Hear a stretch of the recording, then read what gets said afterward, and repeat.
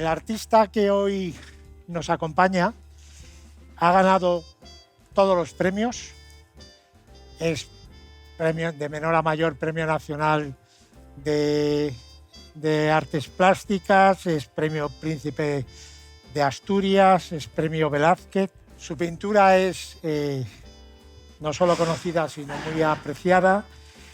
Es un artista singular, es un hombre singular, no solamente un artista singular, original, fuera de las modas. Yo creo que eres un clásico en el sentido más profundo de la palabra y un hombre de enorme éxito. Un hombre también fuera de los focos, lo cual le hace más importante. Os pido recibir a Antonio López con un gran aplauso. Gracias, gracias. Gracias.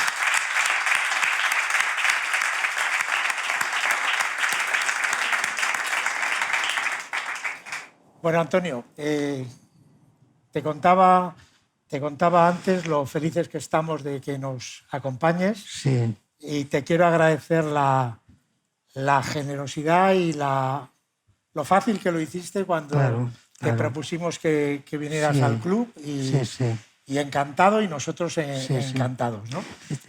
Te decía que hace como 5 o 6 años estuve comiendo aquí con Rosina Gómez Baeza, en uno de los espacios. Sí.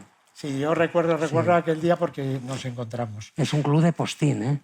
Sí. Es un club de postín, no es cualquier cosa. Bueno, como nuestros invitados. Sí, me siento muy honrado. Nosotros también, ¿eh? Y muy felices, y bueno, queremos oírte y queremos conocerte un poco más. Yo empezaría por el principio. Tú naces en 1936. Sí. Eres 3 meses mayor que la madre de Telmo, según acabamos de descubrir. Y cuéntanos un poco, tú naces en Tomelloso, unos meses antes del comienzo de... Sí, 6 meses antes. Nazco en enero. No sé si se oye bien con la mascarilla. ¿Regular? Quítatela. ¿Se oye mejor así? Sí, nací el 6 de enero de 1936. En un pueblo de La Mancha. En Tomelloso, era un pueblo grande. ¿Cómo? Ya grande, antes, en esa época. Era un pueblo de 30.000 habitantes. ¿Cómo era tu familia, Antonio? Pues tenían tierras, vivían del vino, como más o menos ahora, la industria del vino. Y bueno, pues en mi casa se vivía bien. Yo no recuerdo cuando se habla de la posguerra y de... Yo lo viví viéndolo, no lo viví como una experiencia personal. En mi casa se comía bien y se estaba bien muy cómodamente. Sí. Y tú eras un chaval, tienes 12, 13, 14 años. Sí. ¿Y cuál era el futuro que te aguardaba? Hice los estudios primarios con los frailes, un colegio de frailes que había, y ya cuando llegaba el momento de entrar en el bachillerato no se pensaba en darme una carrera. Mi padre pensaba colocarme, en llevarme al campo tampoco, aunque fueran mis propias tierras, las tierras de mi padre, porque pensaba que la vida del campesino era muy dura. Entonces estudié contabilidad sobre los 12 años y máquina para trabajar de ayudante en algún lugar, en alguna fábrica, en algún sitio así. Y a mí me parecía un futuro horroroso. Yo estaba verdaderamente entristecido y mal. Y en aquel momento, a los 12 años, yo hacía unos dibujos. Yo tengo un tío pintor, Antonio López Torres, hermano de mi padre, que tenía muchísima influencia en mi familia. Era un hombre muy respetado. Y hacia los 12 años me vio dibujar, no me hacía mucho caso, me vio dibujar unas copias de unas litografías de unas revistas y me dijo que tenía que trabajar de natural. Y ya por primera vez me coloca unas cosas ya con 13 años, en el verano del 49, hice un dibujo del natural con un tema muy parecido a los que él pintaba en ese momento. Era una mesita pequeñita contra una pared, una servilleta sobre la mesa, un puchero de barro, media cebolla y un trozo de pan. Y me di cuenta que me salía muy bien, que no tenía problemas en construir la mesa con la perspectiva, en reflejar el carácter de las vetas de la madera, todo eso con un lápiz y con un papel que me dio mi tío, de un álbum. Lo conservo, el dibujo. Lo podía haber traído. Bueno, pues después de esto me puso un bodegón, me dio una paleta suya, me dio unos pinceles y me dijo que pintara. Todo eso fue en el verano del 49. Y nada, lo dibujé muy bien, sin ninguna dificultad. No tenía ninguna dificultad. Yo estaba pensando, bueno, es que valgo para pintor. Porque pensé que pintar era copiar la realidad tal y como estaba ante nosotros. Y tiene, porque lo conservo, un vaso de vino blanco, la misma jarra de barro con un trozo melado que brillaba y un trozo de pan también. Y yo pensé, lo más difícil de todo es pintar el vaso con el vino que se transparenta el trozo de la mesa de atrás. Y me asombró lo fácil que es copiar la realidad. Es lo más fácil del mundo. Yo estaba verdaderamente maravillado. Y mis padres estaban maravillados, pero bueno, pues es que es muy fácil. Y ya el segundo bodegón me acompañó mi tío. Puso un bodegón con unas telas, con unas cosas un poco más complicadas, y se puso a mi lado, él pintaba su cuadro, yo pintaba el mío. Y los dos a la vez pintando, yo junto a mi tío. Después pintamos un tercer cuadro, también juntos, un tercer cuadro.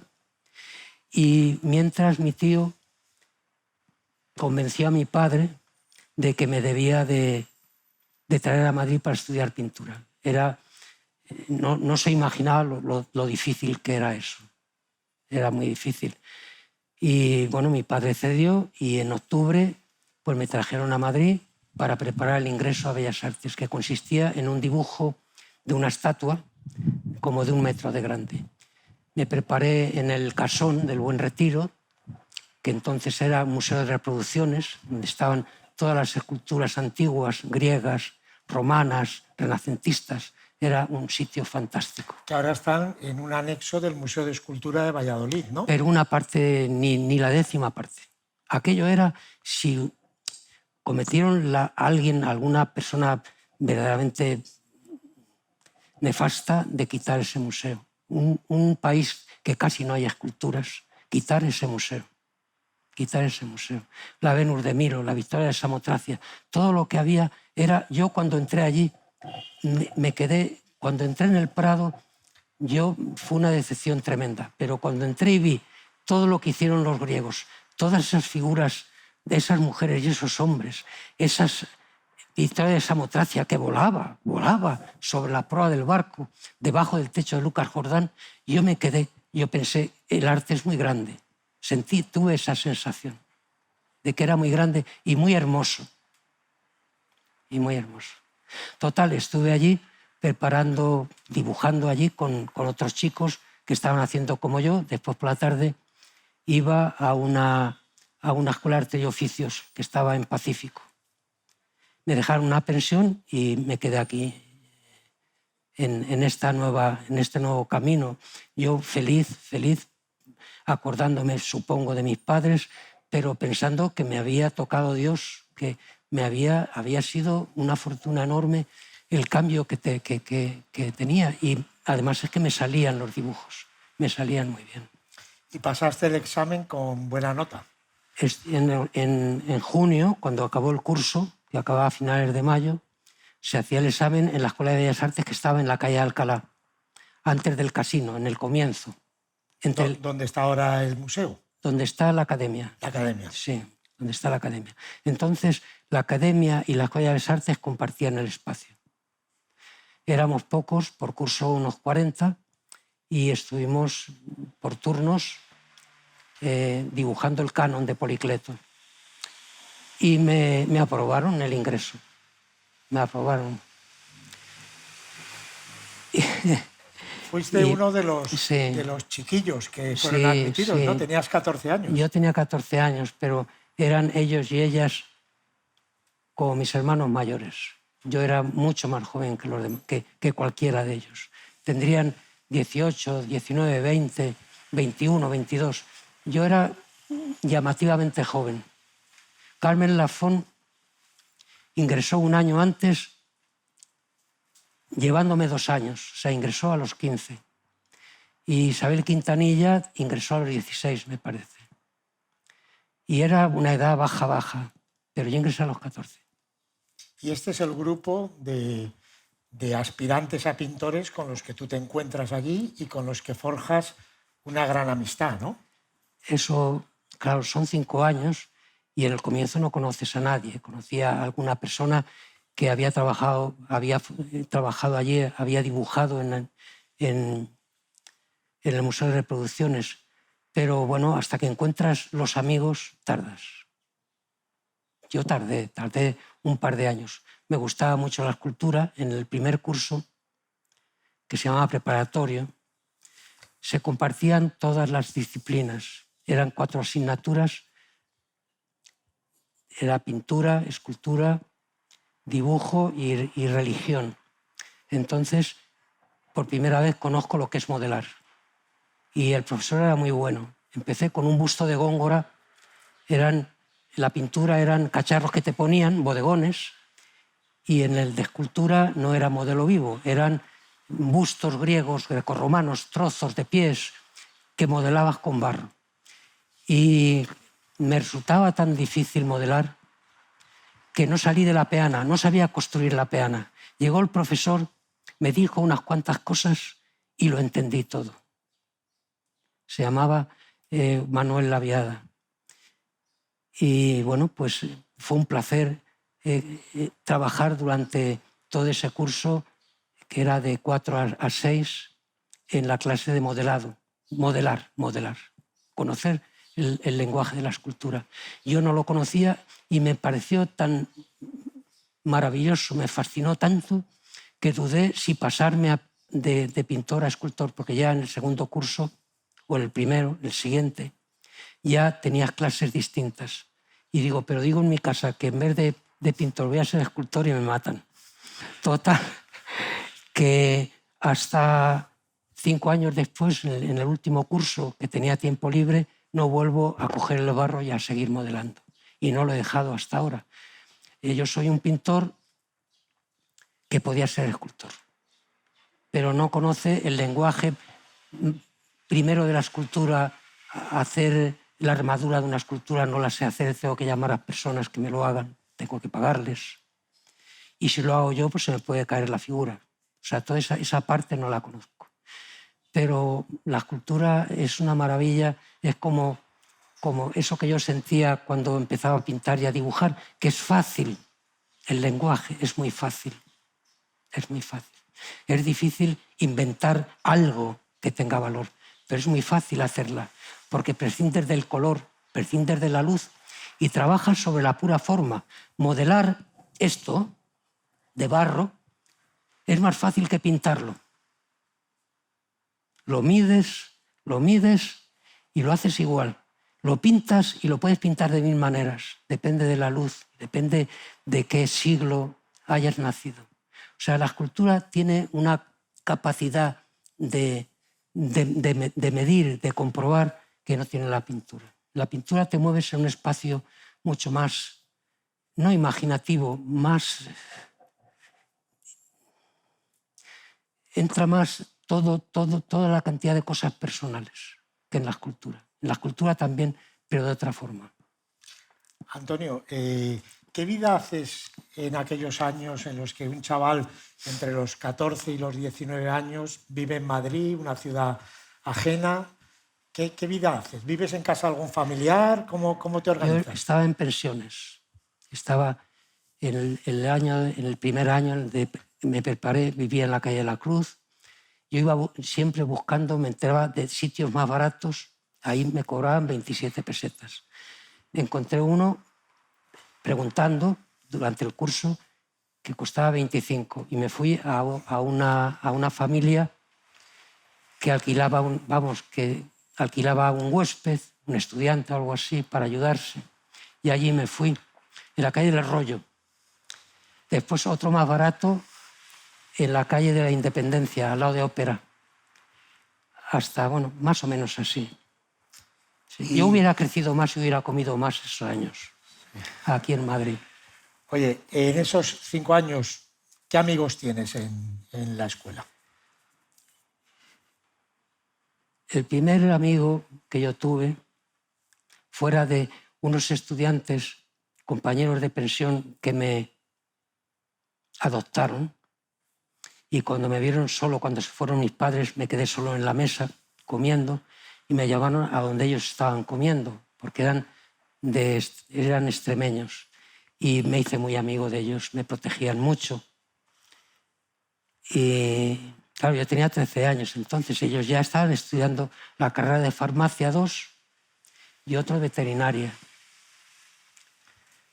El primero lo tuve un chico que dibujaba muy bien, a mí me gustaba mucho y que me gustaba cómo era, que venía de Asturias. Entonces no había más que 4 escuelas de bellas artes. Una estaba en Madrid, otra estaba en Barcelona, otra en Valencia y otra en Sevilla. En general, si no eras andaluz o no eras levantino o no eras catalán, de todas partes de España venías a Madrid, porque aquí estaba el Prado y porque parecía que aquí pasaban muchas cosas. El caso es que cuando yo me preparé allí en el Museo de Reproducciones, pues había chicos y chicas que se estaban preparando y algunos lo hacían muy bien. Uno de ellos, que vive todavía, mayor que yo, tiene 91 años, sigue trabajando. Y de vez en cuando le llamo a ver cómo anda, ha perdido el oído, hablo con su mujer. Y me encantaba cómo dibujaba, me parecía que tenía unas facultades enormes y fue mi primer amigo. Y luego después ya yo pasaba a ver qué hacían los escultores el primer curso, cuando ya empezaban a trabajar ya en una clase independiente. Yo pasaba a ver cómo iban. Y vi a Julio López. Vi a un chico muy simpático que a mí me parecía que lo hacía muy bien y que me acogía muy bien. En vez de decir este mocosa que viene aquí a preguntar tonterías, se sonreía y me trataba bien. Y yo, cuando me trataban bien y yo veía que sabía mucho, yo me quedaba allí. Yo pensaba que esa persona iba a caminar con ella, iba a ser mi amigo, me iba a enseñar, iba a ser mi familia. Y yo creo que el primer amigo de los que después he tenido fuera del de Félix ha sido Julio López, porque Paco, que era su hermano, no hizo la carrera de Bellas Artes. En aquel momento estudiaba en la Escuela de Artes y Oficios y en el taller de un escultor que se llamaba Ferran. Bueno, después conocí a Lucio. Lucio era, cuando entraba Lucio allí a mi clase, era del curso de Julio.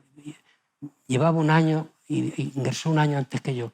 Era un chico pues, que después era muy tímido, pero a mí me hacía burla. Me parecía que porque llevaba un mandil como una especie de pinche de esos de las tiendas para no ensuciarme la ropa. Y siempre que le veía aparecer yo decía, ay Dios mío, ya viene Lucio por ahí.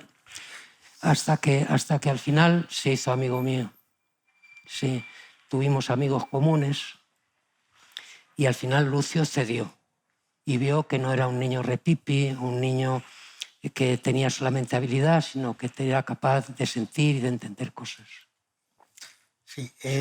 ¿Y qué vida hacíais más allá de la escuela? Mira, y en ese Madrid de los 50 sí, estamos hablando. Trabajar muchísimo. Yo no me cansaba de trabajar. La escuela, la clase primera de pintura y para los escultores de escultura era de 9 a 12. Yo esperaba que abrieran. Yo recuerdo cuando iba a dibujar en el Museo de Reproducciones que con Félix Llegábamos los primeros antes de que abrieran a las 9. Yo no tenía ninguna pereza. Yo pienso, claro, es que no es lo mismo tener 13 o 14 años que tener 20. Yo tenía una energía en mi edad y una falta de pereza. No me cansaba de moverme, no me cansaba de estar trabajando. Yo no perdía una clase. Y yo estaba todo el día, todos estábamos todo el día ocupados, porque la última clase acababa a las 9 de la noche. Era de 9 a 9, con un espacio para comer. Eran 4 asignaturas en cada curso. Y yo trabajé mucho. Yo llegaba a la clase cuando había modelos. Generalmente, a veces yo llegaba cuando abrían y un rato después llegaba el modelo. Y mucho después empezaban a llegar los alumnos. Y había veces porque hasta las 10 no empezaban a llegar. Yo pienso que a los 25 años es más difícil hacer esa vida que a los 14, a los 15. Se trasnocha más, quizá, ¿no? Sí, y piensas que el amor ya lo sientes ese aguijón. Yo no lo sentía como para que me distrajera. Entonces fue una entrega desde los 13 años hasta los 19, que acabé los estudios de Bellas Artes, una entrega total al aprendizaje, que iba más allá del trabajo de la escuela. Era a ver, cuando ya al segundo año yo me di cuenta que porque copiaras muy bien no ibas a ser un artista bueno, que tenías que tener un mundo propio, que tenías que hacer algo interesante, aunque no se pareciera al mundo real. Conocías a Picasso por los libros, conocías a Van Gogh. Dices, bueno, ¿esto qué es? Yo hasta que digamos, me acoplé un poco a esa nueva forma de ir como pintor, me costó mucho tiempo, pensamiento y conflicto.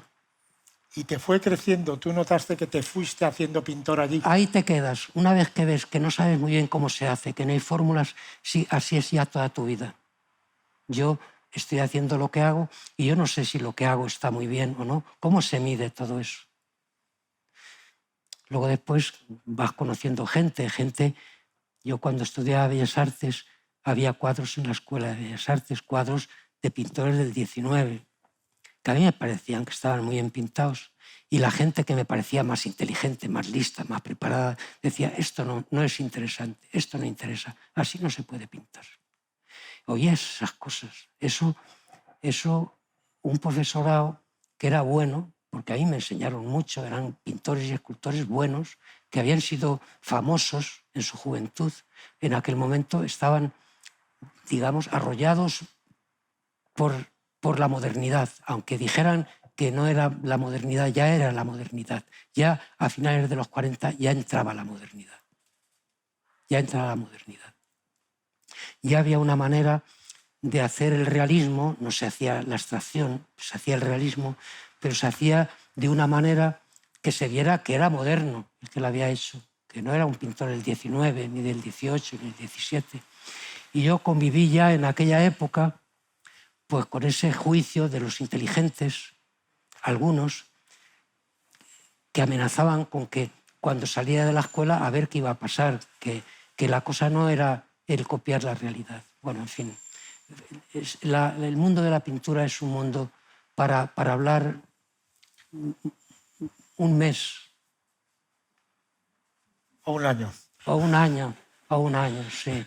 Un mundo apasionante porque conoces el mundo de la realidad, entras en él de una forma muy poderosa, muy fuerte, porque notas que es el que te va a salvar. Hagas lo que hagas, es el que te va a salvar. Y ahora yo tengo muchos libros, muchísimos libros, porque en mi época de formación a los pintores, antes de conocerlos, los conocías por los libros.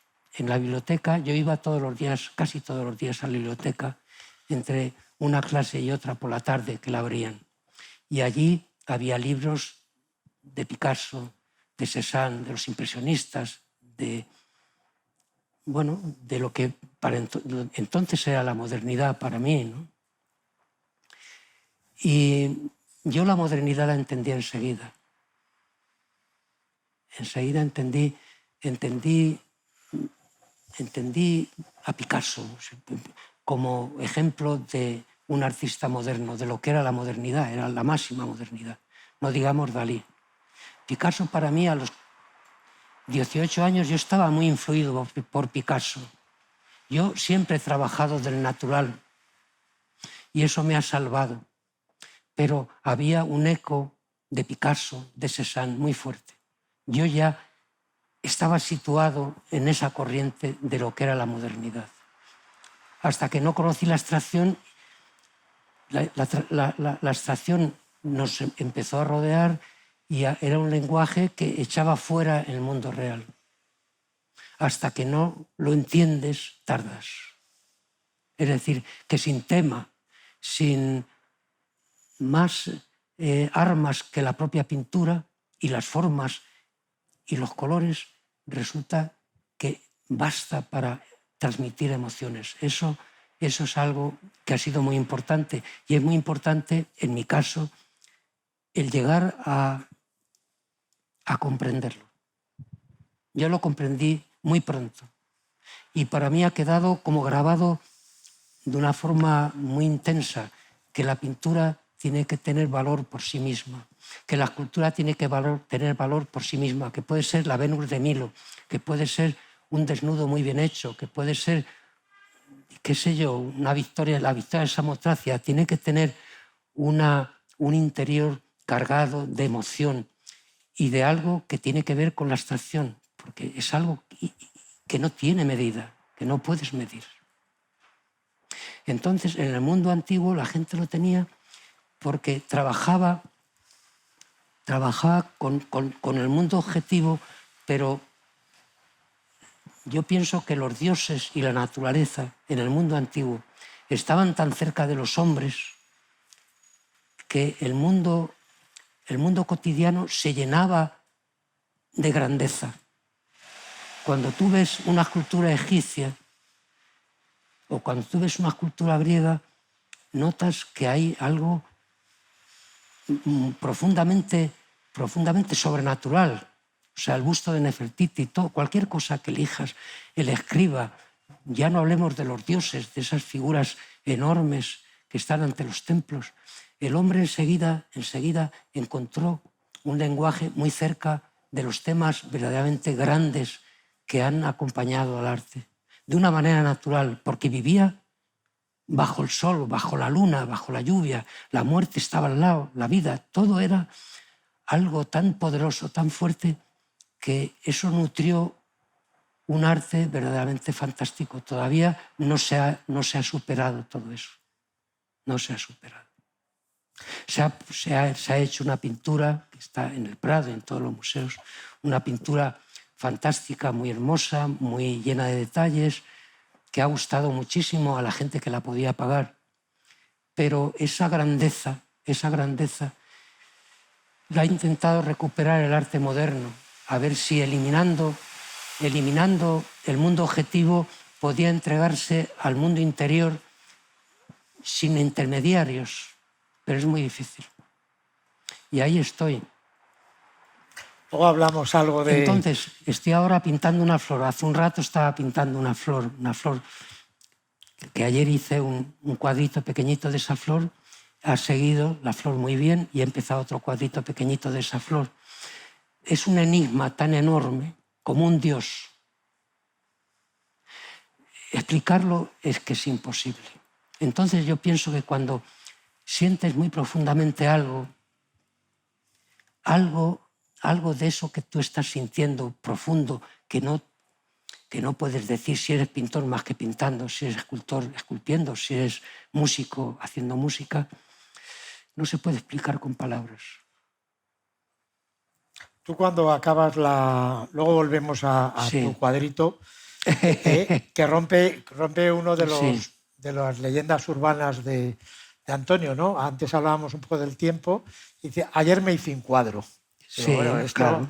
no es lo que piensa el mundo de Antonio López, ¿no? Sí. Y explicaba una cosa que luego te voy a preguntar. Sí. A los 19 años acabas la escuela. La escuela, sí. ¿Te sientes ya pintor?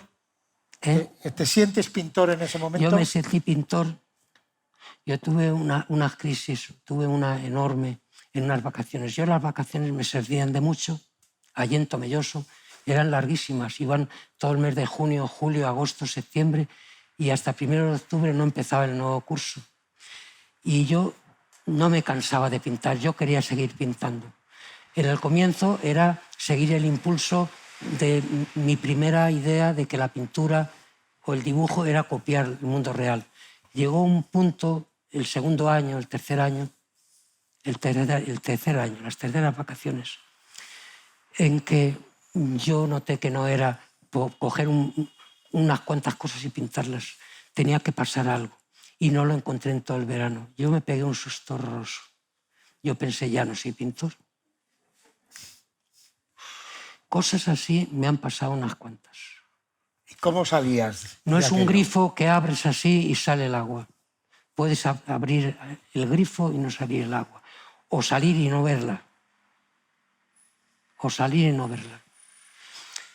Bueno, pues yo tenía 17 años, el año 53, en las vacaciones, hice a mi hermana leyendo con los pies descalzos debajo de una parra, a tamaño natural, de cuerpo entero, leyendo un libro. Hice a mi hermanita pequeñita, que tenía 1 año, hice una vista de Tomelloso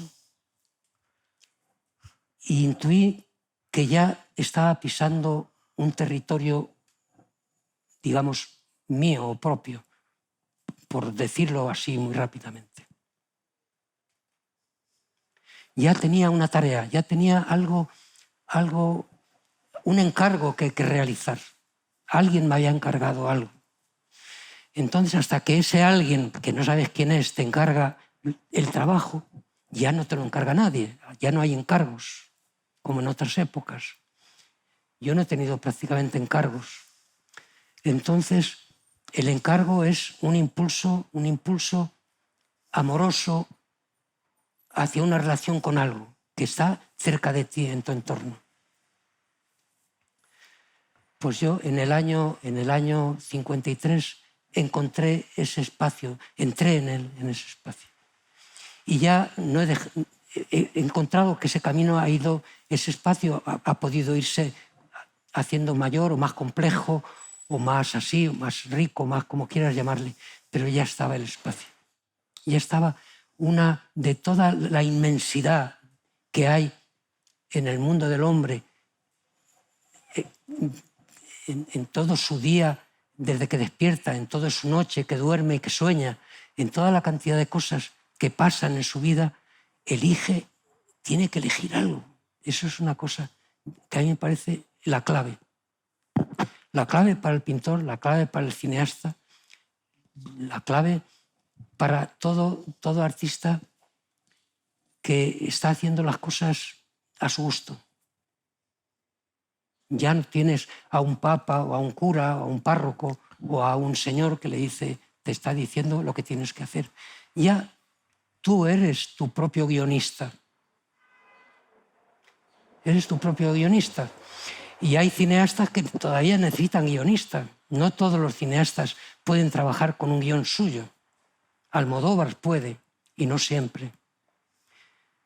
Pero hasta Buñuel necesita la primera película, los guionistas fueron Buñuel, que era El perro andaluz, Buñuel y Dalí fueron los guionistas.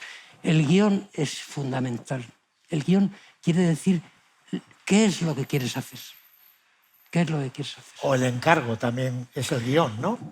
Bueno, pero ahí ya, pues sí, te puede ser un buen encargo o un mal encargo. Pero cuando no surge el encargo, desde el impresionista, o sea, la pintura en el siglo XIX, estaba el arte, las artes plásticas tan estropeadas, tan corrompidas por el mundo de una burguesía ignorante, que se revelaron unos cuantos pintores en Francia que les llamamos los impresionistas. Ahí empezó el espacio de libertad del artista. En vez de hacer Venus, en vez de hacer no sé qué, los encargos, lo que gustaba en los salones, pues el que le gustaba hacer prostitutas, pues prostitutas. El que le gustaba pues pintar un río con una barca, con el agua reflejando los árboles, pues reflejaba eso.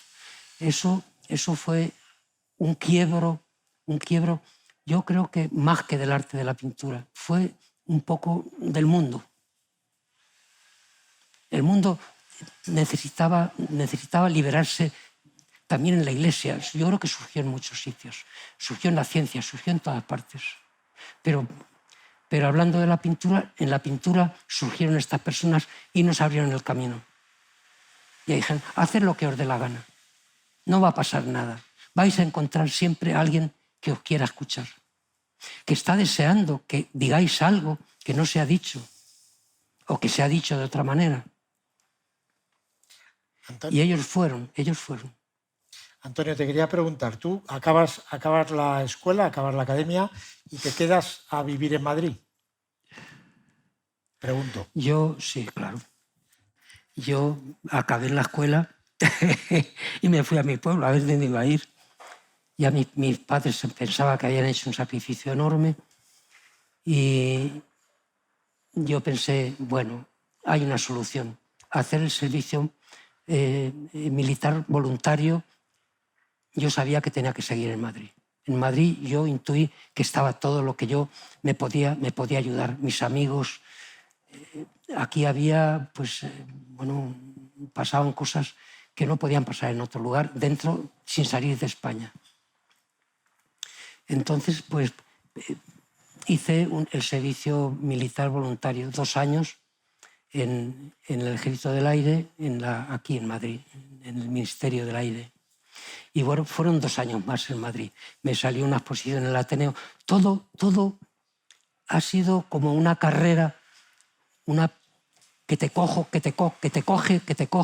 el que te va a destruir, te escapas, te coge, hasta el 61 que no entro en la Galería Biosca. He tenido siempre esa sensación de que estabas en el borde del precipicio, de que no iba a pasar nada, no ibas a vender nada, nadie se iba a acordar de ti. Esa sensación la he tenido hasta el año 60, que entré en Biosca, que me llegó Lucio Muñoz. En Biosca, la llevaba Juana Mordó, la ¿no? directora era Juana Mordó, hasta que abrió en el 64 su propia galería y nos llevó a los que le gustaban a ella a su propia galería, por aquí cerca. ¿Y haces una exposición en Biosca? No, hago una exposición, bueno, hice una exposición antes, pero hice una exposición en Biosca, hice una exposición en el Ateneo, cuando todavía estaba haciendo el servicio militar. Alguien del Ateneo, el Ateneo era una sala importante, había muy pocas salas, no como ahora, que hay muchas salas de todo tipo. Entonces había 3 o 4 salas comerciales y 3 o 4 salas para los consagrados. Entonces, pues, bueno, era difícil. Y alguien vio alguna cosa mía, el director, que entonces era del Ateneo, de la parte que correspondía a la pintura, y me dijo que hiciera una exposición en el Ateneo.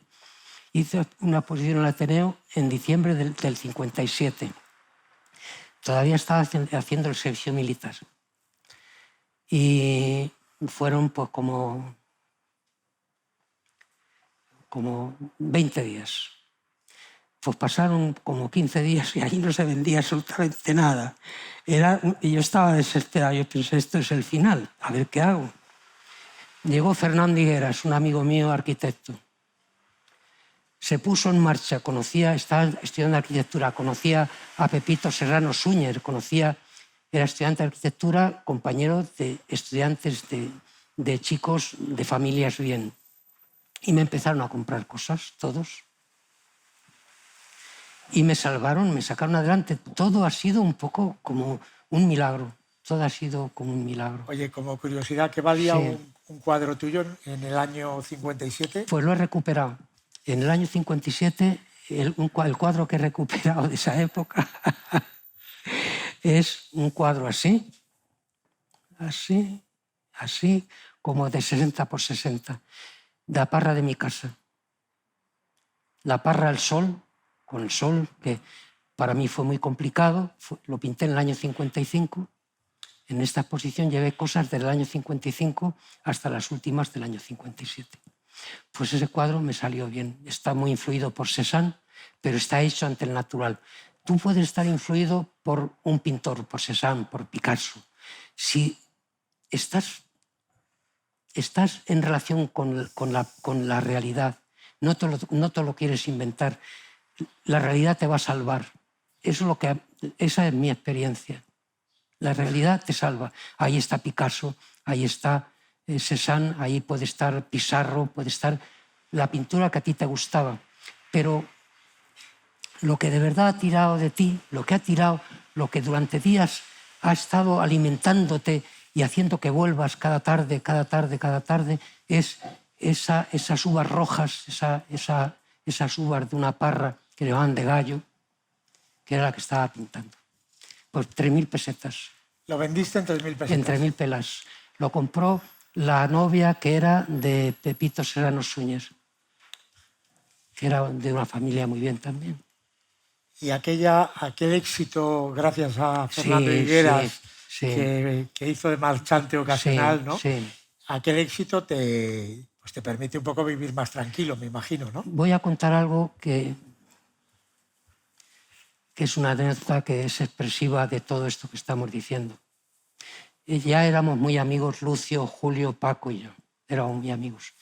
Y decidieron ellos eran los que decidían, en el año 53 seguramente, o 54, de hacer una exposición en Madrid, de encontrar una sala, un espacio para exponer los 4.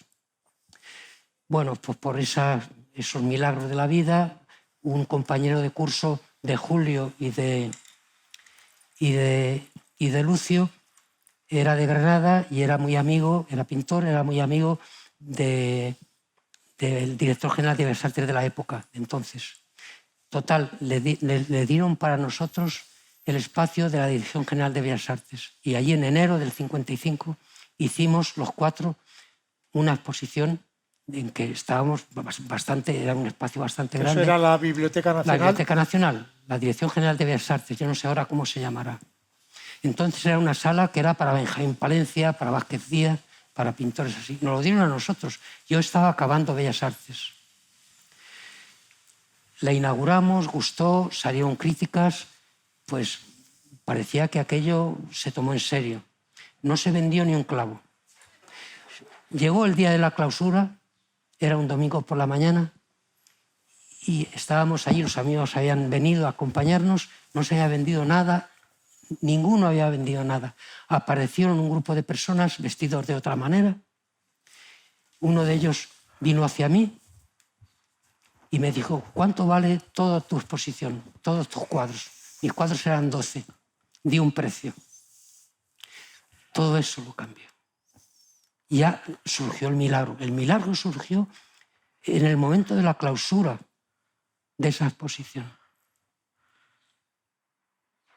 Y que estuvieras allí, seguramente. No, sí. Allí estábamos todos los días. Sí. ¿Quieres agua? No, muchas gracias. Sí. No, pues eso era una cosa que podía ocurrir. Yo ahora lo pienso y me asombra que hayamos seguido adelante a pesar de todas las cosas, pero no era algo que pasara entonces. Ahora, si hablaras con un pintor que está en Bellas Artes, te podría contar cosas parecidas. Es muy difícil. El poder tener un sitio dentro del mundo de la pintura, un sitio como pintor, que vendes, que tienes personas que te compren, que les guste tu pintura, que te estimen, que te ayuden, todo eso es difícil, es muy difícil. Hay de cada 500 a lo mejor hay 2 o 3, nada más, que en este momento que además hay cada vez más escuelas de bellas artes, con más cantidad de gente, cada vez más. Es muy difícil. Antonio, este señor que apareció vestido de otra manera, ¿quién era? Pues mira, este señor que se vestía de otra manera, lo acompañaba un compañero de curso, iba por libre, era de Filipinas. Era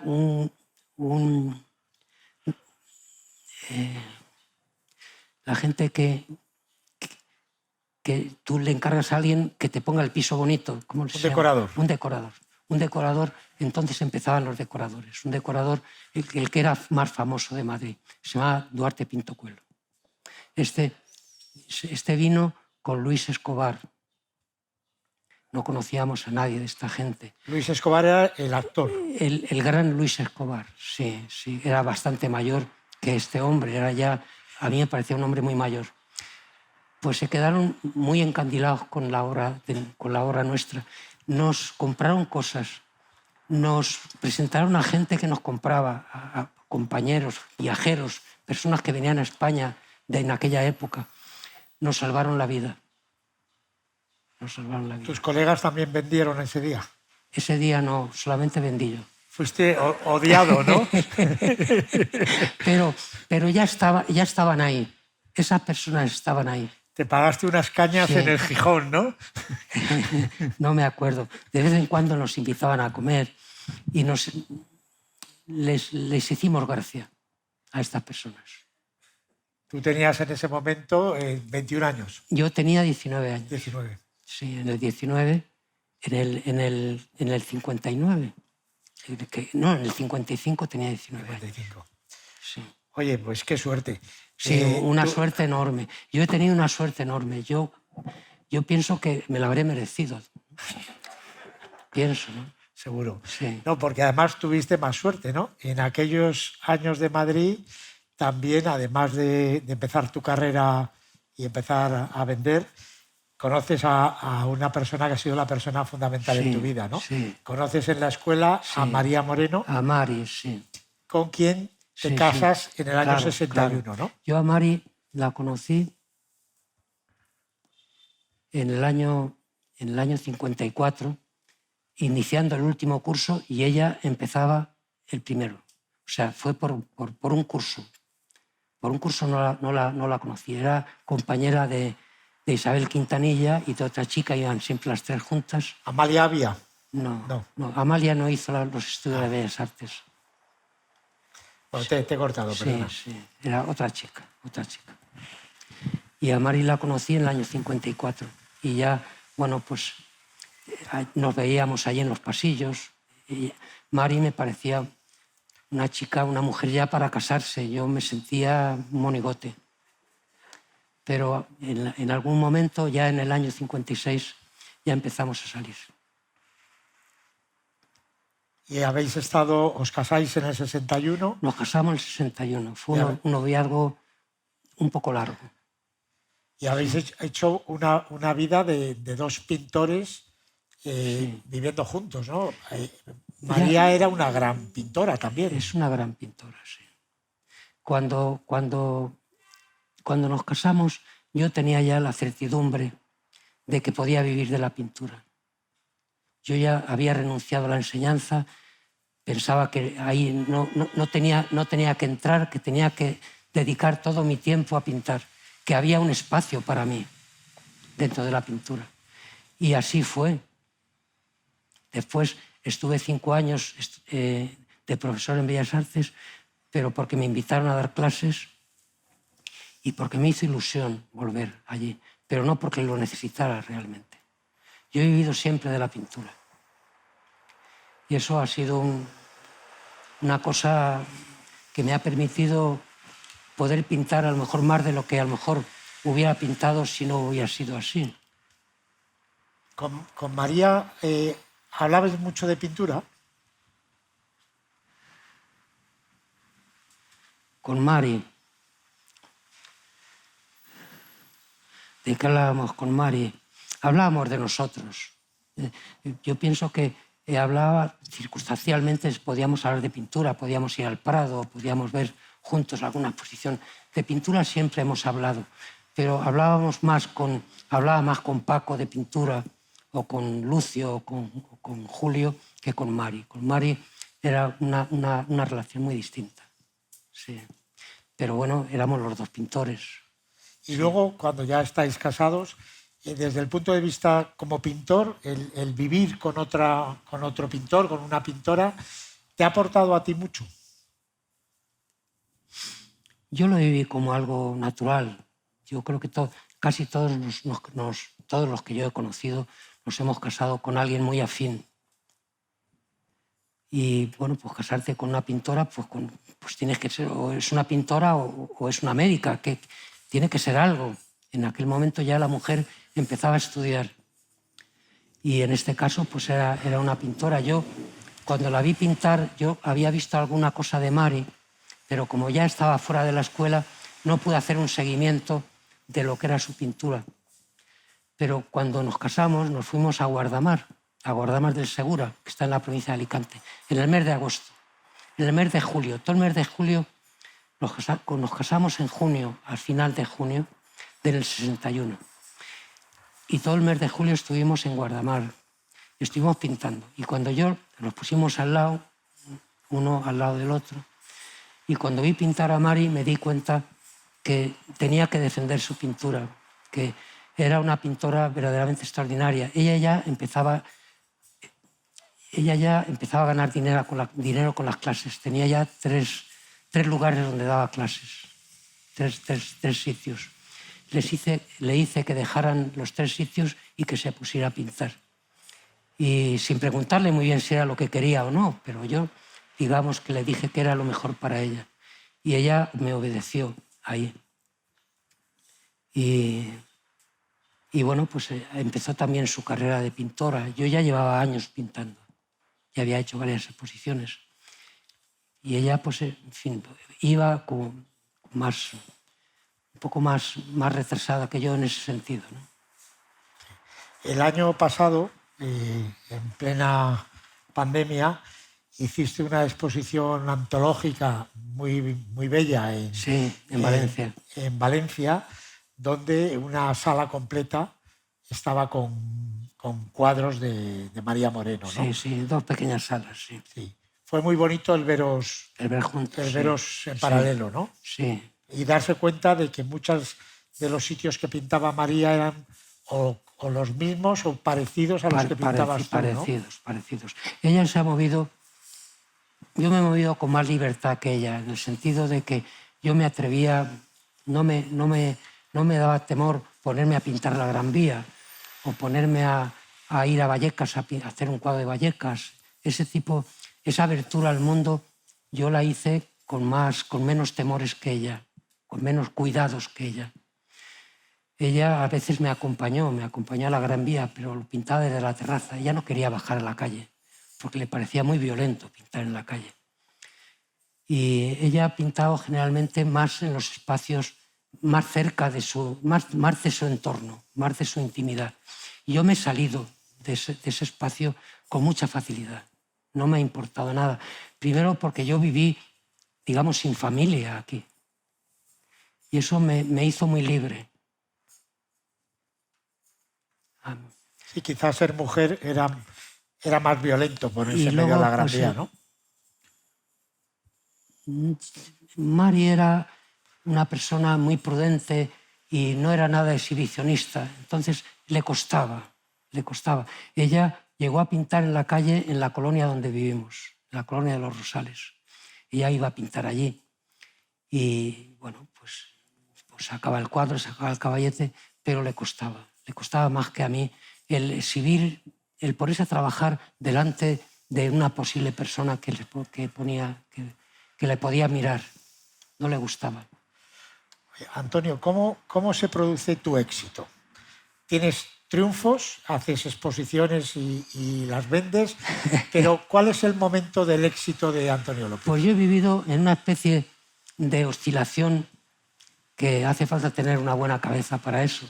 Ya desde muy pequeño, entre eres muy bueno, o eso no hay que hacerlo. Yo he vivido entre esos dos espacios. Ahí he trabajado yo y ahí sigo trabajando. O sea, en este momento hay colecciones que nunca van a tener una cosa mía. Nunca. Pero bueno, mientras que haya personas que te apoyen, con eso es suficiente. Ya una persona, un pintor que tenga el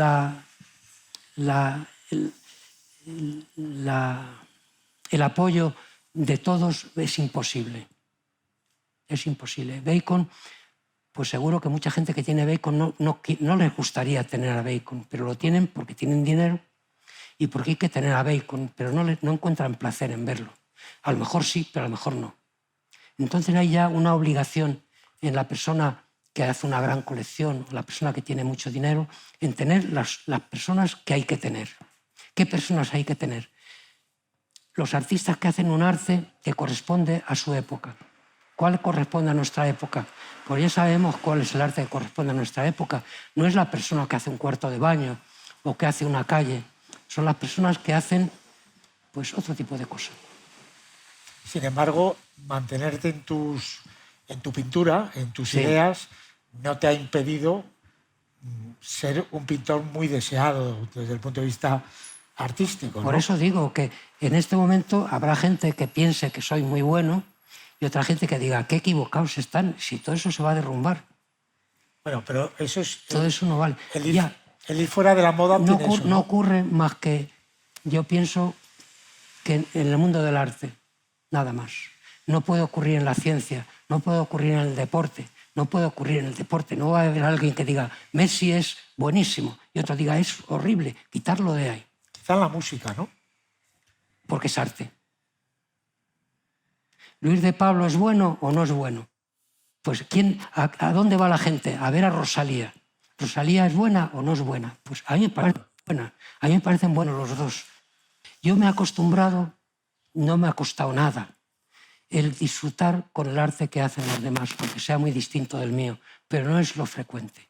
Y en los que mandan, desde luego no es así. Antonio, tú haces, si no recuerdo mal, en los 60, igual estoy equivocado, dime, una exposición en Nueva York, o un par de exposiciones en Nueva York con mucho éxito, ¿no? Mucho éxito, sí. Uno fue en el 65 y otro en el 68, en una galería muy importante. Yo no fui a la inauguración a ninguna de las dos y coincidió con la entrada del pop art. Y entonces, cuando vieron mis esculturas policromadas, mis relieves policromadas, mi niña que estaba así mirando, de tamaño natural, con ojos que miraban, pues todo eso pensaron que era una especie de pop art europeo, con toda la manualidad y todo el sudor de los que somos capaces. Entonces cayó en gracia y tuvo muchísimo éxito. Y el éxito llegó aquí, rebotó aquí. Y bueno, pues sirvió de mucho, sí. Se vendió todo, o casi todo, sí. Tú has sido un hombre de importantísimas exposiciones institucionales. Sí. En España has expuesto en el Reina Sofía, en el Thyssen, en el Museo de Bellas Artes de Bilbao, pero de pocas exposiciones en galerías, ¿no? Te pregunté, cuando estuve charlando contigo en tu casa hace un mes más o menos, y yo creo que no me enteré. Te pregunté, y te lo vuelvo a preguntar, ¿cuántos años hace que no expones en una galería en Madrid? En una galería comercial, pues del año 61. 61. Del año 61. O sea que tu exposición de Biosca fue la primera... En Juana Mordó no expuse nunca, en su galería. Yo me fui en el año 70 a Marlboro y ella lo programó en otros lugares, no en la suya. Y cuando me fui, pues se quedó sin la exposición. Pero haces la exposición de Biosca, y en Marlboro es la última. He expuesto en Nueva York, pero no en Madrid. O sea que celebramos con este... Con no sé si habéis visto un dibujo maravilloso que nos ha dejado Antonio en la recepción, que es un dibujo del año 80 y tantos, si no recuerdo mal, ¿no? El dibujo del año 80 y tantos, me suena, quizás, ¿no? De los años 80. Sí, y que tenía él en su casa. Hice varios dibujos, una mesa cubierta con frutas sobre la mesa. Sí, entonces, y lo hemos puesto para celebrar 60 aniversarios sin hacer exposiciones en galerías en Madrid, ¿no? Así es, he hecho en colectivas, pero nunca en individual. Pero eso no te ha impedido para nada tener un mercado muy claro. No. ¿Cuándo surgen las galerías? Antes el arte existía ya. ¿Cuándo surgen las galerías? En el 19. Las primeras galerías que venden obra de los pintores. Antes existían los salones, y antes de los salones, ¿qué existía? ¿Cómo se las arreglaban los pintores de Grecia? Los encargos. Los encargos, claro. Pues así es. De estas exposiciones que hemos visto en España y que muchos de nosotros supongo que hemos visto, ¿De cuál recuerdas con más cariño de estas exposiciones institucionales?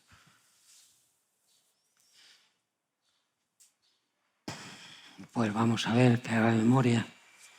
Yo recuerdo todas con mucho, porque como es una ocasión para ver tu trabajo, siempre entras verdaderamente asustado. Cuando entré en Albacete en el año 85, que fue la primera retrospectiva mía que se hizo en Albacete, después siguió en Europalia, cuando entraba iba con miedo, porque digo, bueno, si no me gusta, me retiro, porque allí estaba todo lo que habías hecho.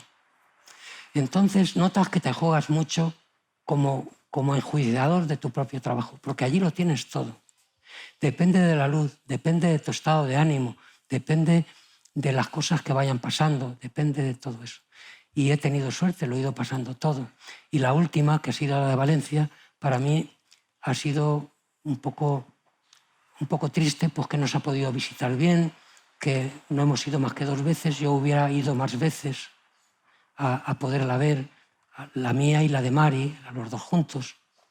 Pero la recuerdo como algo bonito, porque allí estaba desde el año 53 hasta lo último, sin acabar. Había allí como 7 o 8 obras, digamos, que estoy trabajando en ellas. Entonces era muy todo lo que ya había hecho. Y además estaba lo de Mari. Sí, fue muy bonita. Y la de Albacete, que Carmen y yo tuvimos la suerte de ir a verla, que era una cosa verdaderamente inesperada, lo de irte a Albacete a ver una exposición. Claro, fue fíjate. Fascinante, ¿no? Claro. Porque nunca se había visto un trabajo así tuyo, ¿no? Pues yo fui a inaugurarla, Mari fue unos días antes a colocarla. Yo no me atrevía a aparecer por allí. ¿Eso fue después de Europalia o antes de Europalia? Antes de Europalia. Esto fue por esta época, durante el verano. Sí. Europalia, que y después se desmontó y se inauguró Europalia en octubre, me parece que fue. Que fuisteis Eduardo Chillida, Antonio Tapies y tú, ¿no? Yo, sí, como representantes de nuestra generación. Luego había pintura de Goya, de Velázquez, en fin, de toda esa época antigua. Y también estaba Pérez Villalta, había fue muy importante, muchísima ¿no? gente. Estaba Barceló también, allí, en espacios distintos. Ya. Nosotros estábamos en Bruselas. Tú tienes unos temas, tú tienes las ciudades, sí. Tienes A mí me parecen todos. A mí me parece que ahí entra todo, pero no son más que la ciudad exterior y la interior, es decir, mi casa y lo que hay fuera de mi casa, la figura humana, vestida, desnuda. Si quieres independizar la infancia, la independizas la infancia como un tema que he trabajado mucho y con mucha entrega, y las flores. Dibujos, esculturas y pinturas. Y ese es tu universo y eso Ese es mi universo. A mí me parece que lo pinto todo, pero yo creo que hay espacio para todos ahí. Porque la realidad eliges unos fragmentos mínimos. Todo lo que se ha pintado durante miles de años, todo lo que se ha esculpido, y todavía en el siglo XX, yo como espectador admiro muchísimo la figuración del siglo XX. Yo la mía la puedo poner en duda. Yo voy a seguir trabajando en ella porque quiero, y es mi oficio. Pero como espectador, Balthus, Morandi, Andrew White, Hopper, pintores que no conocéis vosotros, pero que yo sí conozco, que están en sus provincias, haciendo unas cosas impresionantes. Están haciendo un arte figurativo que nunca se ha hecho. Que nunca se ha hecho ese arte figurativo, con esa libertad, con esa hondura, con ese misterio y con ese peligro. Con ese peligro. Y yo soy un forofo del arte figurativo, del arte en general, del arte figurativo, y pienso que el arte abstracto nos ha enseñado a ver la pintura. Pienso que el arte abstracto nos ha enseñado a ver a Velázquez, nos ha enseñado a ver, a entender una escultura de Miguel Ángel, que si no tiene eso que llamamos abstracción, si no tiene eso, es un vaciado del natural sin valor, no tiene ningún valor. Yo creo que eso, la abstracción, ha sido tenía que llegar. Tenía que llegar para demostrar el poder de la pintura. El poder de la pintura, que lo que hace superior a Velázquez de Tiziano cuando están juntos es que Velázquez es más abstracto. Él no lo sabe, pero es más abstracto. Todos los valores plásticos que tienen que ver con la relación de las formas entre sí, con la luz, con los colores, con las distancias, todo eso lo maneja mejor que Tiziano. Tiziano es un manotas al lado de Velázquez. Es un titular. Es un manotas, es un sinvergüenza veneciano. Amigo de este sinvergüenza mayor que era Aretino, que quería derribar el juicio final de Miguel Ángel. Es para odiarle a este hombre. Y casi lo consigue, para que veas. Ese gacho. Oye, Antonio, antes nos contabas que ayer pintaste... Es muy importante lo de la abstracción, ¿eh? Lo de la abstracción ha sido algo verdaderamente... Tenía que ocurrir, claro. Tenía que ocurrir. Tenía que retirarse el modelo, el hombre, la mujer, las cosas de la vida cotidiana, y que el arte de la pintura ensanchara, rompiera todo lo que le había quitado libertad, y que permaneciera ya en la mente de los pintores, de todos los pintores. Es decir, tiene que tener una ciudad. Yo veo mi ciudad cuando la estoy pintando. Si no veo más que ventanitas, digo, esto es un fracaso. ¿Qué tiene que tener? Eso.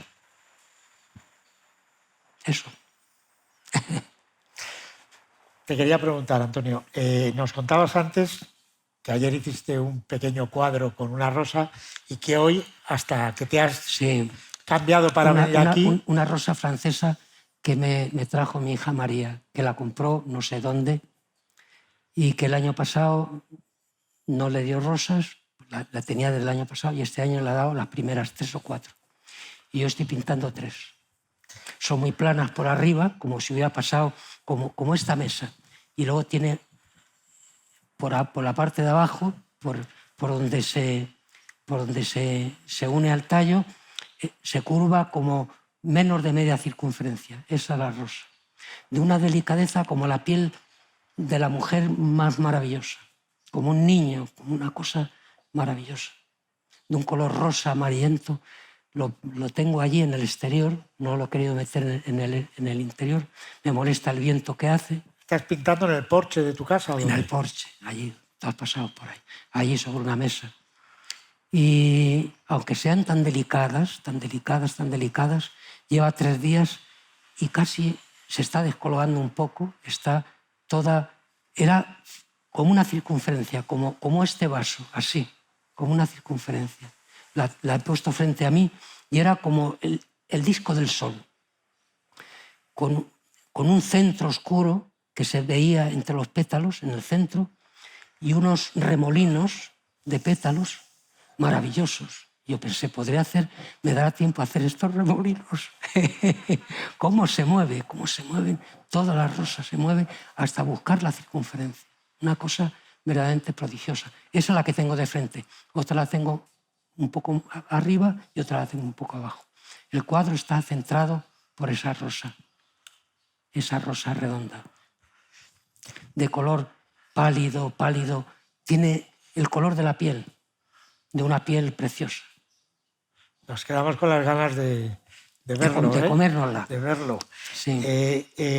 Pero comentabas que 4 mañanas o medias jornadas... Ayer hice uno, antes de ayer. Sí. Ayer estuve trabajando en las puertas de Burgos, entonces no pude. Entonces, estás trabajando... Y hoy he seguido con el segundo, de la misma rosa, del mismo sol. Te quería preguntar por las puertas de Burgos. Sí. Estás trabajando con ellas. Me comentabas que tienes una prácticamente terminada, ¿no? Yo no sé si les interesa a estas personas. Sí, hombre, cuéntanos un poquito. ¿Cómo no nos va a interesar? Si hemos venido todos a oírte. Sí. Yo siento mucho lo religioso. Yo no soy un religioso de misa, ni de comunión, ni de confesión. Y no voy a decir que soy crítico porque esas cosas no se deben de decir. Pero siento lo religioso, entiendo la religión, comprendo que el hombre haya necesitado, haya creado esos dioses que le han acompañado toda su historia. Y a mi edad pienso que podía aportar algo. Cuando recibí el encargo del arzobispo de Burgos, hará como 2 años, pues yo tenía una exposición en Nueva York en mi galería, la segunda. Y la pospuse, lo pensé, no sabía qué hacer, no hacer. A mí me tentaba muchísimo. Y me echaba para atrás la rapidez. Eso de que tuviera que estar en el 8º aniversario, que corresponde a junio, más o menos, de este año, ya. Pues eso, digo, bueno, ¿cómo se inventa una cosa que yo quería hacer algo que correspondiera a nuestra época? ¿Cómo se inventa eso así por las buenas? Como el que hace un milagro. Un milagro también lleva su tiempo. Total, que al final dije que sí, porque me dolía mucho no tener esa oportunidad de hacer unas escenas para las puertas de esa catedral. Las puertas de Burgos son 3 puertas. La central tiene un tamaño, me parece que 8 metros. Las laterales están juntas, la central, la grande. Las laterales tendrán 7 o 6 metros. En las laterales he puesto a la Virgen y a Cristo de niño, la Virgen de adolescente. Son escenas unitarias, nada de una retícula con escenitas. Es una sola escena, una sola escena. La Virgen en un jardín, está en el jardín. Todo ocurre en un jardín. El niño tendrá como 2 años. Y está al fondo, en el jardín, está su madre y Santa Ana. Y son visiones cotidianas de los personajes. Es la vida cotidiana. Lo podía haber hecho Velázquez, Zurbarán, con su familia. Con su familia. Entonces, en el centro quería poner la cara de Dios. Dios, el Dios centro del universo. Yo, en mi ignorancia, pues pensé que eso se podía hacer, pues no se puede hacer, porque Dios no tiene cara. Entonces, pues hemos estado buscando la cara y no encontramos la cara. Siempre se parece a alguien que no queremos.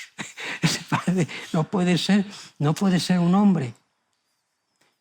¿Cómo se hace un Dios? Los griegos encontraron esa forma de hacerlo. Los egipcios no digamos. En Mesopotamia, en todos los sitios. En el mundo antiguo, los dioses salían porque estaban junto al hombre. El hombre los llevaba en el corazón, los llevaba en la cabeza. Ahora nos hemos alejado. Entonces no podemos cogerlos así, como por milagro. Entonces voy a hacer, yo os lo he dicho ya a la gente que me ayuda, porque esto se hace con varias personas, lo estamos haciendo varios escultores, pues que va a rodear la cabeza toda la creación. En la parte inferior, bueno, yo os lo digo ahora y a lo mejor me dicen que no, ¿eh? Bueno, yo no lo he dicho todavía en Burgos. O cambias de impresión. Aquí hay un señor de Burgos que diga algo. A ver, ¿qué les parece? Voy a poner un joven, un chico y una chica contemporáneas, vestidos, enfrentados al ras del suelo.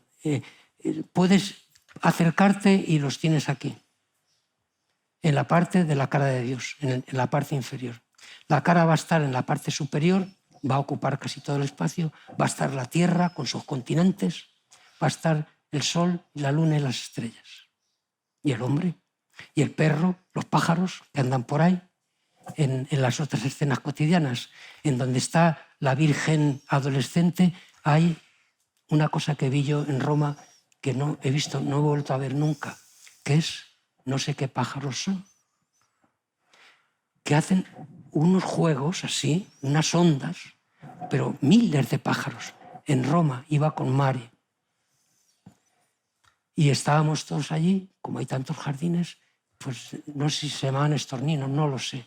Unos pájaros que hacen un baile, que hacen así, unas eses, entran, salen, nos fuimos y seguían al atardecer. ¿No serían vencejos? Es que estaban lejos. Pero hacían unas cosas tan impresionantes, pues eso lo he incorporado en la parte del cielo del adolescente, de la Virgen adolescente, ese juego de pájaros. que se adivinan cuando ya se quedan sueltos de la masa. Cuando ya se disuelven, se ven los pajaritos. Ocupan parte del cielo del relieve de la Virgen. Bueno, no me digáis que no es una maravilla tener a Antonio López contándonos cómo va a ser su próxima gran obra. A ver, porque resulta, da la casualidad, yo estoy acostumbrado a hacer lo que quiero. Y me lo consienten.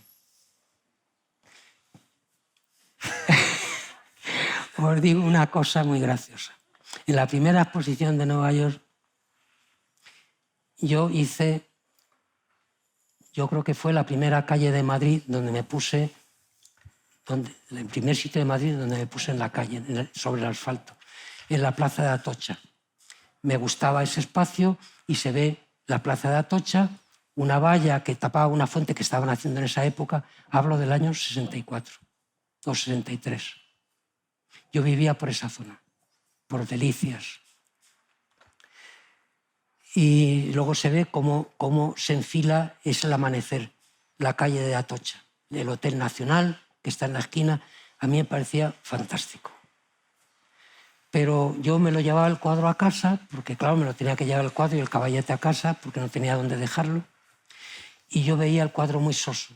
¿Qué le pongo? ¿Le pongo gente? Probé a poner gente moviéndose. Digo, hago fotos de gente y gente que va y viene, pero no quería usar la fotografía en ese cuadro. Y dije, bueno, pues hago un hombre y una mujer enlazados haciendo el amor sobre el asfalto. Y eso hice en el cuadro. Bueno, pues el cuadro salió para Nueva York y en la aduana de Nueva York lo retuvieron por pornografía. Entonces, el galerista pues tuvo que valerse para sacar el cuadro. No lo puso en la exposición, todo eso me lo dijeron. Lo puso en la zona de servicios, en la zona de almacén, donde están ellos, donde trabajan ellos. Y fue el primer cuadro que se vendió. Lo compró un médico. Muy bien. Pues no sé qué estaba contando. Estábamos hablando de las puertas, y de las puertas nos hemos ido a Atocha. Sí. Me decías que tú siempre has hecho lo que quieres y te lo consientes. Sí, que he hecho lo que he querido. Yo creo que todos hacemos un poco lo que queremos.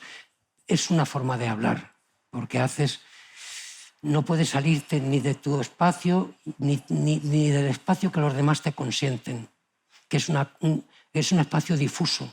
No lo saben muy bien hasta dónde llega, pero lo presientes. Hay un espacio de peligro y ya pasar de ahí, yo no quiero pasar de ahí. Quiero a ver si no paso de ahí. Entonces, en este tipo de encargos, no lo sabía, pero hay una cantidad de gente que interviene. Gente de Castilla y León, gente que cuida la salud de los lugares sagrados importantes, que no permiten que se haga esto, que se haga lo otro, según qué cosa. Total, que es un lío. Pero tu interlocutor fundamental es el arzobispo. Yo creo que el interlocutor principal es la sociedad. Yo siempre pienso que es la sociedad ahora mismo. Antes era el arzobispo, incluso el párroco. Antes sí. O el papa. Era el que mandaba, o el rey. Ahora no. Ahora es la sociedad. La sociedad tiene unas normas y como te las saltes, tienes que tener cuidado. Hay que tener cuidado. No exhibirlo mucho. Muy bien. No sé si podemos hacer un par de preguntas. ¿Queréis preguntar alguna cosa? Sí. Tenemos un micrófono. No, hola. No, que ha sido muy emocionante escucharte y es verdad que te da la sensación que estamos... Se oye bien, yo te oigo bien. Sí. Don Antonio, ha sido muy emocionante escucharle y es verdad que más que escucharle a un gran artista de éxito... Dime, pues más que escuchar a un gran artista de éxito, parece que estamos como con un gentilhombre, ¿no? Como alguien de otra época, como un sabio. Y yo le quería preguntar una cosa. Qué bonito, ¿eh? Pero como también le veo que tiene un punto como crítico, ¿Qué piensa de los artistas de ahora, esos artistas un poco más extravagantes como Damien Hirst, como Jeff Koons, que son los artistas de ahora que son tan importantes, ¿no? Esa es la primera pregunta. Sí, que es el arte de ahora, el arte de ahora. Es lo que piensas, pero de Sí. las personas, como artistas. Y luego, Alberto, decirle que nos ha dicho que un reportaje de un mes, no 24 horas, sino un mes, ¿no? La película de un mes con Antonio. Mi opinión, es que todo lo que va surgiendo en la historia, que son ahora las cosas van sucediendo a mucha velocidad y se van superponiendo, es lo que está ocurriendo ahora. Ahora hay 20 cosas que son las últimas. Entonces, a lo mejor pasaba un siglo, en el siglo XIX, pues ves Francia, que era el motor, y empieza el neoclasicismo, sigue el romanticismo, empieza ya el realismo, el impresionismo, y se van sucediendo, y acaba en Van Gogh, en Cézanne, y casi en Picasso. O sea, el siglo XIX en Francia es impresionante, porque da medida de lo que va a ser después el XX. Pues está muy bien. ¿Qué es lo que está mal? A ver, está muy bien. Es gente con talento, gente con imaginación, gente que a lo mejor no toda quiere pintar. Todo el mundo tiene que pintar para expresarse. A lo mejor el arte antes son el baile, son muchas cosas, pero dentro de la pintura a lo mejor hay más cosas que la pintura. Se está viendo ahora. Es el vídeo, yo qué sé, son muchas cosas, algunas seguro que son muy bonitas. Y lo único es, pues yo no echaría fuera nada. Yo no echaría fuera nada. Nada de lo que ha ocurrido, más que la mentira. ¿Cuándo es la mentira? Pues a lo mejor en esta época está la mentira, como está en la política, como está menos en la ciencia, parece ser. Porque en la ciencia todos se los están jugando. Ahora hay que vacunarse contra el virus y ahí no se pueden andar con tonterías y con palabritas. Ahí hay que encontrar a ver de qué manera atajamos todo esto. En el arte no se puede demostrar nada. Entonces alguien puede coger un lienzo y hacer 3 desgarraduras, o alguien puede coger una mierda, la suya, y enlatarla. ¿Por qué no? Tú no quieres comprarla, pues no la quieres ver en los museos, no la veas. Lo que me parece mal es que esa gente, o la gente que defienda eso, eche fuera lo demás. Eso es lo que me parece mal. Lo demás, todo lo que va surgiendo, el hombre, si el arte se va descomponiendo, es que el hombre se va descomponiendo. Si el hombre se descompone, el arte da la medida del hombre, es siempre la medida del hombre. El arte en su totalidad es la medida del hombre. No es ni menos ni más que el hombre. Que toda la mediocridad, toda la negrura, todo lo siniestro, todo lo maravilloso, todo lo excelso, todo está en el arte. Todo. Ahora, luego después, la segunda persona que meta la mierda en la lata ya tiene menos gracia que la primera. O sea que muchas de los hallazgos del arte contemporáneo es Mondrian, que te hace unas rayas que cruzan así. Ese hombre, tú lo miras a Mondrian, esos cuadritos de Mondrian, que ahora está en el Reina Sofía, o estaba hace unos días, y es una cosa maravillosa. Ahora, si viene alguien y empieza a hacer rayas así y dice que eso tiene que ser la pintura, y en las escuelas de Bellas Artes dicen que eso tiene que ser la pintura, o que ya no hay que pintar porque ya hay que coger el vídeo, o hay que coger una máquina, y que eso es más que suficiente, yo eso me parece triste. No me gusta que pase eso. No me gusta. Y si yo no puedo demostrar eso, lo que digo, ellos no pueden demostrar lo que dicen. Pero el arte siempre ha sido así. El arte ha ido evolucionando, ha ido cambiando, según ha ido cambiando la sociedad. En la literatura, hasta en la arquitectura, que parece que no tiene espacio para cambiar. Una casa del siglo XII es muy diferente de una casa de nuestra época, es muy distinta. Es muy distinta. Tiene puertas, tiene ventanas, tiene techo, tiene lo que tiene que tener una casa para proteger a la persona. Pero es muy distinta. Todo queda teñido por lo que es el espíritu de cada época. Y en este momento, no solamente de cada época, de cada persona. tú tienes tu cara, pues tú tienes tu forma. Eso es lo que tenía que ser. Eso es lo que tenía que ser. Eso es lo que yo... Parece que van las cosas en esa dirección. Ya no hay un arte general. Ni el de Damien Hirst, ni poner un pescado, por muy grande que sea, dentro. Bueno, pues el primero que lo hace, pues tiene su interés. Tiene su interés. Ver un pez metido en un espacio grande no lo ves todos los días. ¿Eso impide que surja otra cosa? Yo creo que no. No sé si te he contestado o no. Sí. Hola, buenas tardes, Antonio. Gracias por tu visita. Sí. Gracias. Has dicho algo que me ha parecido muy significativo, que es: yo siempre he trabajado del natural y eso me ha salvado. Yo recuerdo cuando iba a mi instituto, que casualmente se llama como tú, Instituto Antonio López. Sí. Recuerdo que visité la exposición del Reina Sofía y vi aquellos documentales en los que tú ibas a pintar a la Gran Vía y salías pintando el membrillo de tu jardín. Sí. Me gustaría saber cuál es esa relación con el natural que te ha salvado. ¿Qué es lo que a ti te produce? Claro. Lo entiendo. Gracias. Sí. Yo te voy a contar mi experiencia. Yo me formé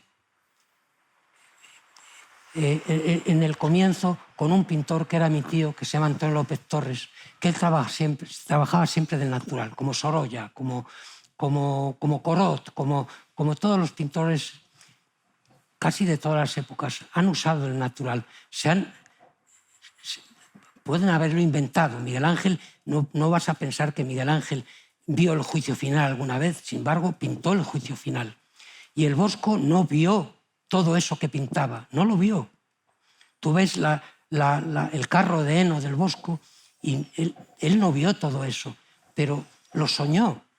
Los sueños son también nuestros, somos nosotros.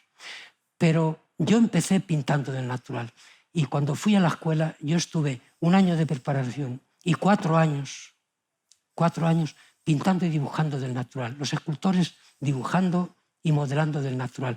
Y trabajaba del natural. Yo cuando hice a mi hermana, que tenía 17 años, la senté en una silla y me puse un lienzo donde cabía de sobra, de tamaño natural y completa, yo no tenía ningún problema para hacerla. Ni pensaba en que necesitaba la fotografía. Necesitaba el natural. Y yo me he formado en esa naturalidad de cómo aprendes a pintar trabajando de natural. Yo después he ido a academias buenas, incluso de Bellas Artes, y allí está la fotografía ya, están usando la fotografía. Entonces, yo me he formado dentro del trabajo del natural. Ahora, piensas, la cantidad de tonterías que se han hecho pintando del natural, de paisajitos, de fruteritos, de retratitos, de cosas absolutamente sin ningún valor, sin ninguna hondura, sin ningún contenido, y se han hecho pintando en el natural. ¿El natural te salva? Pues no siempre. Pues no siempre. Tú puedes estar pintando todo el tiempo del natural y todo el tiempo te estás equivocando. O sea, no hay... Y puedes estar pintando de fotos como Bacon pinta de fotos, él lo dice y se sabe qué fotos son las que usa, y él le da la vuelta a la foto y hace su pintura. Hace su pintura. La fotografía le basta para hacer su pintura. Sin embargo, Giacometti, que es un poquito más viejo, llega un momento en que necesita trabajar del natural. Hablo de esto porque es todo muy variado, muy distinto y no hay ningún dogma para mí. Giacometti, hay un librito pequeño que me parece maravilloso y que el que le interesen estas cosas debe comprarlo, que se llama Retrato de Giacometti. Lo escribe un modelo que le sirvió para hacer un retrato. No es un modelo profesional, es un amigo de Giacometti que escribía por la noche todo lo que vivía en la jornada de trabajo de Giacometti. Y lo sentaba en la silla y lo tenía 3 horas y miraba a ver si se había acercado un poco o se había separado y tenía un control. Él trabajaba del natural permanentemente y hace esas pinturas, esos dibujos y esas esculturas tan sumamente sobrenaturales. Dices, ¿cómo se ha saltado tantas cosas? Ha quitado el color, ha quitado toda la cantidad de elementos que son la realidad donde nos movemos para convertirlo en un Giacometti. Lo ha transformado de esa forma tan inmensa. Pues lo ha hecho con el natural. El natural lo necesitaba en un momento determinado de su vida. Él necesitó el natural. Él empezó pintando el natural como empecé yo, porque su padre era pintor. Y los primeros cuadros de Giacometti pues están influidos por los pintores impresionistas de la época, pues un poco Cézanne, todo eso. Y luego después entró en el surrealismo y ya empezó a inventar las formas y se alejó totalmente del mundo objetivo. Y él volvió otra vez al natural. Es decir, que el natural es una cosa impresionante, todo sale del natural. Y la gente que, digamos, pone pegas a pintar de natural a los pintores que quieren pintar de natural, pues es para darles un tirón de orejas. Ahora, que eso te va a salvar o que te va a solucionar, yo pienso que no. Que no, porque las subastas y los museos y las casas están llenas de pintura hecha del natural que son una cosa sin valor, no tiene absolutamente ningún valor. Es mejor una fotografía. Yo prefiero tener una fotografía a una mala pintura hecha del natural. Porque una fotografía no tiene pretensiones, no debe tenerla. Y una pintura intenta, qué sé yo, ya con todas las cosas que han pasado en la pintura. Antonio, nosotros estaríamos aquí hasta pasado mañana, pero yo creo que no debemos, porque te estamos también pegando una buena paliza. No, hombre. Te queremos agradecer de todo corazón. ¿No queréis preguntar nada más? ¿A alguien? Sí. Pues la última, ¿eh? Es una oportunidad. Sí, pero sí, es por ti. Toma un poquito de agua. Tómate un poquito de agua, ¿no? ¿Qué tal? Yo quería preguntar qué sucedió o qué descubriste en esa pintura de tu hermana en el 53 que te hizo ver o sentir que tenías un encargo. ¿Cuál era la diferencia entre lo que habías pintado antes y ese momento en ese año pintando a tu hermana que dices, bueno, pues yo tengo algo que decir? ¿Qué había en esa pintura? ¿Era la composición, el color? ¿Qué había de distinto? Es muy fácil decir lo que hice y muy difícil explicar tantos años después qué es lo que sentí en ese momento. Hubo un impulso, cuando yo llegué de vacaciones de Madrid, yo quería pintar todos los meses de verano, ahí tenía 3 o 4 meses completos para mí, para hacer lo que quisiera. Antes de todo eso, yo pintaba cualquier cosa que ponía sobre una mesa, la pintaba. Eran meros ejercicios. Y por primera vez yo tenía la sensación de que de todo el mundo que me rodeaba, yo había elegido algo, a alguien y en una determinada posición. Yo, mujeres que leen, chicas jóvenes que leen y descalzas, vestidas de negro, puede haber muchas o pocas, no lo sé. Pero yo tenía a mi hermana y a mí aquello me parecía muy llamativo. Me gustaba muchísimo la idea. Yo le hice, antes del cuadro, le hice un dibujo a ella, una especie de boceto. Y yo sentí que aquello se iniciaba algo nuevo para mí, algo nuevo muy interesante para mí. Era iniciarlo. Y está todo muy poco soldado, pero notas con claridad qué es lo que tienes que pintar, que de todo lo que hay tú deseas hacer eso. Y estuve como mes y medio por las mañanas, todas las mañanas pintándola. Ella se sentaba en la silla, abría el libro y yo me ponía a pintar. Y yo sentía que ya era un pintor como los pintores que admiraba. Yo no iba a hacer la tontería de ponerme a comparar con unos o con otros. Entonces yo no tuve ninguna duda. Antes de empezar ese cuadro, empecé con una prima mía, mayor que yo, que me gustaba mucho, que estaba colocando sobre una mesa unos sifones con un vestido azulado. Era un cuadro como de 1,5 metros de ancho. Y aquello no yo ahora veo que es que no había un motivo para hacerlo, no tenía un motivo profundo, íntimo, relacionado con el sentimiento que me llevara a hacer ese cuadro, ese esfuerzo. Sin embargo, cuando pintaba a mi hermana y cuando pintaba la vista de Tomelloso desde la terraza de la casa de mis padres, que está abierta hacia el campo, a todo el sol del verano, por la tarde, yo notaba que tenía que estar allí pintando. Dicho así parece una cosa muy pretenciosa, pero cuando no lo dejé empezado, cuando lo seguí hasta el final, lo firmé, lo traje a Madrid, lo presenté a un concurso, es que yo pensé que había hecho ya algo que era una pintura de un pintor de esa edad. ¿Qué sería ahora? Pues yo no lo sé. ¿Qué motivos hay ahora para empezar algo equivalente? Pues yo es que no lo sé. No puedes salirte de lo que es tu propia experiencia. Puedo pensar en mi tío, que era un pintor que empezó a trabajaba en el campo, su padre le llevaba al campo, su padre tenía dinero para haberle dado una carrera, pero no eran las cosas así en Tomelloso de esa época, de principio del siglo XX, con mi tío. Y él empezó a pintar su entorno. Y hay algunos cuadros que se conservan de dos figuras de niños, como de 12 o 14 años, sentados en unas sillas, mirando unas gallinas y el escorral. Es un cuadro maravilloso que parece del primer Dalí. ¿Por qué Dalí hizo a su hermana? ¿Por qué Dalí hizo a su hermana? Se fue de la escuela y tan joven hizo lo que hizo. Pues porque creyó que aquello merecía ser pintado.